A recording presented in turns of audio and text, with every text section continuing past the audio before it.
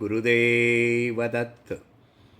कृष्णाय वासुदेवाय हरये परमात्मने प्रणतक्लेशनाशाय गोविंदाय नमो नमः. अवधूत चिंतन पुष्प 34. श्रीकृष्ण जाणावा लागतो, श्रीकृष्ण जगावा लागतो, नाहीतर सर्वांनाच लाभला पण तो कोणाचा झाला. समुद्रमंथनातून जसं हलाल बाहेर पडलं तशी अनेक रत्नेही बाहेर पडली आणि त्यात होतं एक पारिजातक.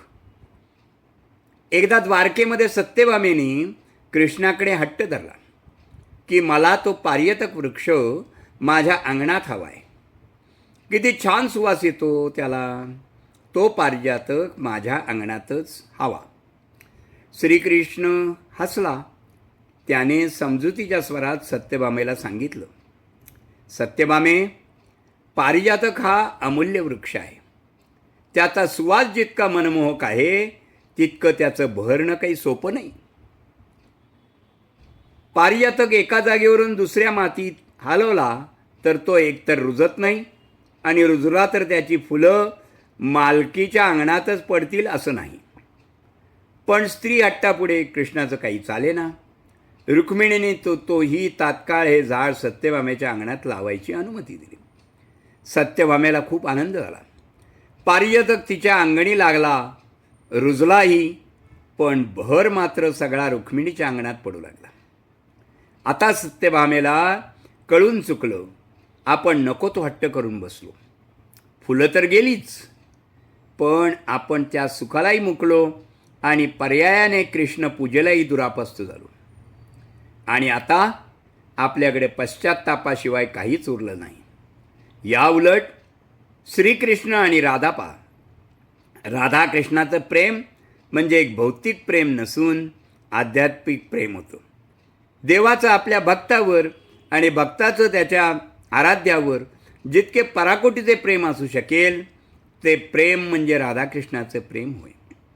राधेच्या निस्सीम भक्तीमुळे ती कृष्णाशी अद्वैत पावली होती. त्यांच्यात द्वैतभावच उरला नव्हता. गोष्ट साधी, सोपी आणि सरळ, पण आयुष्यात माणसाने कुठला हट्ट धरावा आणि त्यापायी आहे तेही सुख गमवावं यासारखं दुर्दैव नाही. कृष्णाने आयुष्यभर सगळ्यांना हेच सांगितलं, जे आपलं आहे, जे तुम्हाला नशिबाने तुमच्याकडे येईल त्याची वाट पहा. हव्यासाने मात्र जे जवळ आहे ते गमावून बसू नका. नशीब, आयुष्य आहे तसे स्वीकारा. त्यात बदल करण्याचा प्रयत्न केला तर मूळ अस्तित्व तर बदलतंच, पण त्याच्याबरोबर तुमच्याकडे येतं ते नैराश्य. युधिष्ठिर, दुर्योधन, द्रौपदी, अगदी भीष्मही यातून सुटले नाहीत. आपल्या हक्काची गोष्ट नसताना तिचा अट्टास करणे आणि त्यागलेल्या गोष्टींचा मनात अहंकार धरणे या दोन्ही गोष्टी माणसाला शून्य करतात.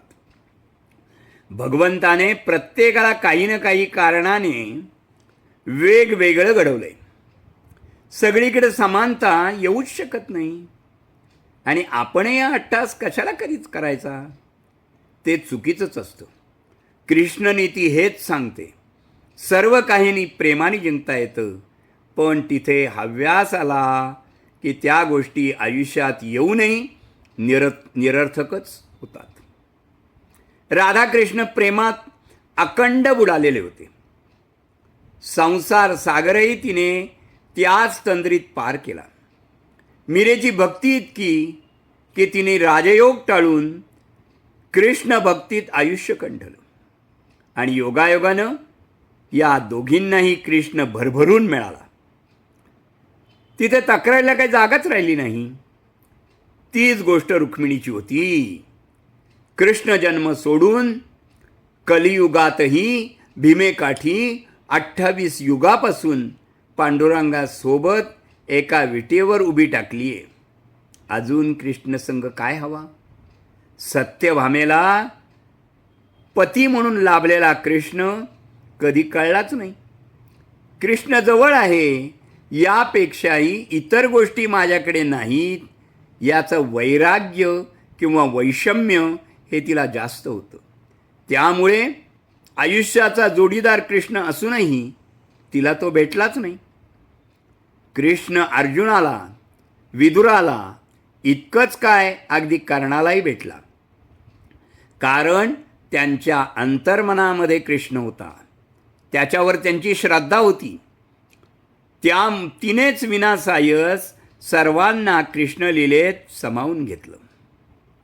कृष्ण त्यांच्या पायाशी कधी कधी कुणाला येऊच दिलंच नाही. कारण ज्याच्याजवळ तो गेला तो प्रत्येकाला त्यांनी हृदयस्थ केलं. त्यासाठी त्यांच्यावर अंधश्रद्धा हवी. केवळ भक्तिमार्गाने कृष्ण भेटतो की नाही म्हणत, पण त्यावर श्रद्धा ठेवली तर तो नक्कीच हृदयस्थ होतो. भक्ती आणि श्रद्धेत हाच फरक आहे. भक्ती स्वार्थी असते. इच्छा पूर्ण झाली की भक्ती पुढे कशात रूपांतरित होईल, पण मनोइच्छित नाही. पूर्ण झालं तर दैवही बदलला जातो. भक्ती म्हणजे अंधविश्वास. त्याचं खरं रूप काय हे नाही सांगू शकत. पण श्रद्धा म्हणजे कृष्णावरच्या निरंतर विश्वासाचं नाव आणि फलित मुक्ती. मग तुम्ही काहीही म्हणा.